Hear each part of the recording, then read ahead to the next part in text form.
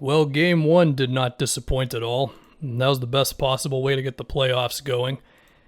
Kudos to the Bucks. I mean, obviously the title is I think the Heat can win this series, but the Bucks did what they had to do, and the most interesting thing to me in this game was that Giannis was defending Jimmy, and I know in the very last play, to force it to overtime, Jimmy got by Giannis, but I felt like for the most part, having Giannis on Jimmy as opposed to having Giannis always be the help guy definitely made a difference in this game. I mean, it's not like Giannis was on Jimmy every possession, of course, but remember last year when we were just like, man, is Giannis just going to be a help guy the whole time? Well, now he was affecting Jimmy, and look, Jimmy took a lot of jump shots in this game, and that was kind of the heart of it for Miami, is that even though they almost stole this, they were not able to just get enough good looks, and to me the big reason was that Jimmy just couldn't get downhill as much as he really wanted to.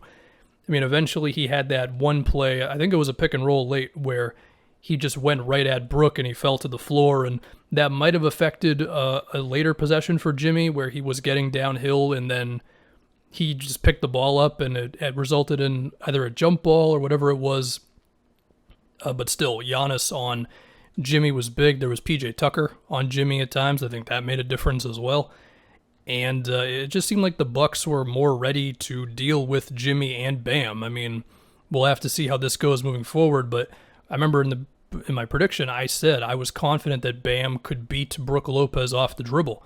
If Brook's got to defend the handoff action and then Bam could take advantage of that and then go downhill on him. Well, in this game, Brook Lopez did a great job defending Bam. I mean, he forced him into so many pull-up mid-rangers, and I'm sure Bam believes he could make those, but as far as percentages, it's way better to make Bam take that than to allow him to beat Brook Lopez off the dribble. So that was the big thing. I mean, those two just really killed the Bucks in the last playoffs, and this time it didn't happen.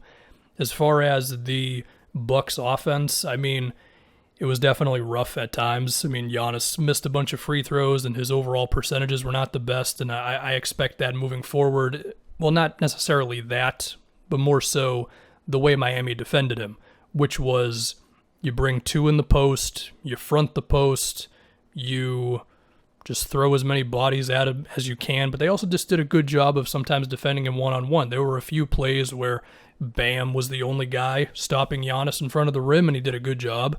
There was that one play early where Jimmy just pulled the rug out from Giannis. Giannis settled on a couple of threes, and there was one mid-range that I remember, so that helped them out a little bit as well. And some of these Giannis, should be said, he just went back up and scored on like an offensive rebound. But I'm expecting Miami to just constantly be putting bodies on Giannis, and they had Ariza on him for a chunk of this game. Jimmy was on him for a chunk, although Jimmy spent some time on Middleton as well. And yeah, I guess the other thing to think about with like what could they do with Giannis, I feel like as the series goes along, there might just be one guy the Heat can just pinpoint as we're never going to guard you. I don't remember DiVincenzo doing a whole lot in this game, so maybe he's the guy. If Bryn Forbes comes in the game, that changes things up a little bit, of course, so we'll have to see. But I just want to see as the series goes, does Miami just get to the point where they're like, there's four dudes on Giannis, basically? We'll have to see. I believe Giannis had like a solid 5 or 6 assists in this game, so for what that's worth.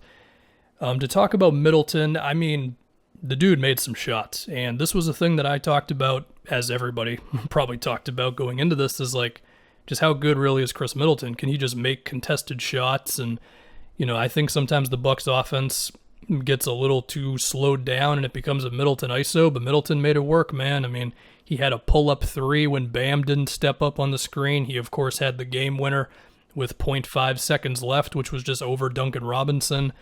To be honest, I don't remember all of Middleton's baskets off the top of my head, but I'd like to think most of them were just contested shots where he created something out of nothing or just had him in the screen. I can remember everything about this game almost, but for some reason Middleton's baskets are just escaping me. To talk about Drew, the third quarter is really when Drew went off and he got downhill a little bit more, some of it in pick and roll, some of it ISO, a couple transition buckets as well. He stripped Dragic a few times. And this was the whole thing about that trade, right? It's like, even if Drew is not going to be amazing, which he was good in this game, no doubt, the point is it's not Eric Bledsoe, right? Like, if Drew can give them 16 points, 5 assists, and awesome defense, then that is worlds better than what Bledsoe was giving him in the playoffs. I mean, the Heat were just not caring about Bledsoe at all. And Drew is very different, and it helps when he also creates a few buckets, definitely in the third. And I think most of those were with Giannis not in the game.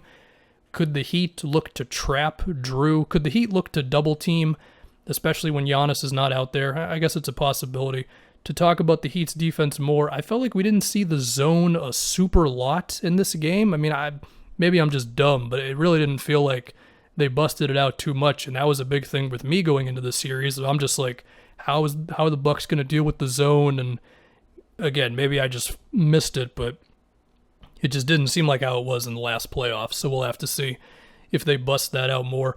The last thing to think about, probably Duncan Robinson and his three-point shooting, which was the big reason why the Heat almost won the game. That and Dragic, and that was an interesting thing going into this too, right? Like, is Dragic going to be good? Is he going to look athletic and all that? And he did in this game, certainly.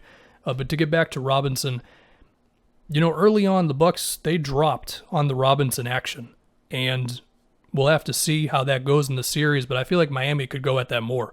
I mean, it was like really obvious the first couple possessions, Robinson, screen, handoff play, whatever. They tried to fight over the screen. They couldn't do it. Brook Lopez didn't step up. I think Bobby Portis could be a little better at that sort of thing, but I feel like there could be something there. It also seemed like just kind of in general, Miami didn't go to the handoff plays with Bam as much. I think that's the real way for Bam to go at Brook, is you have Bam a little higher up, which might force Brook to step up. If it doesn't, then, well, you're going to get a shooter, hopefully. But even if you do force Brook to step up and then the shot isn't there, you would hope that Bam can then beat Brook off the dribble in that way. So I just feel like going to that a little bit more on Brook could be a way to get yourself some more open shots. I mean, there were definitely stretches where the Heat just couldn't get much. And some of that, again, was because, the having Giannis on Jimmy, and I mean, the Bucks, they did their normal loading up in the paint, and it resulted in Miami making a bunch of threes. Some of them were tough, of course, but it also did result in a lot of times where Jimmy was just like, I've got nowhere to go right now, and he pulls up for mid-range. So, yeah, it was a really good game one. I think there's definitely adjustments to be made on the Heat side, whether it's more zone, more aggressive on-ball defense, especially when Giannis is not out there.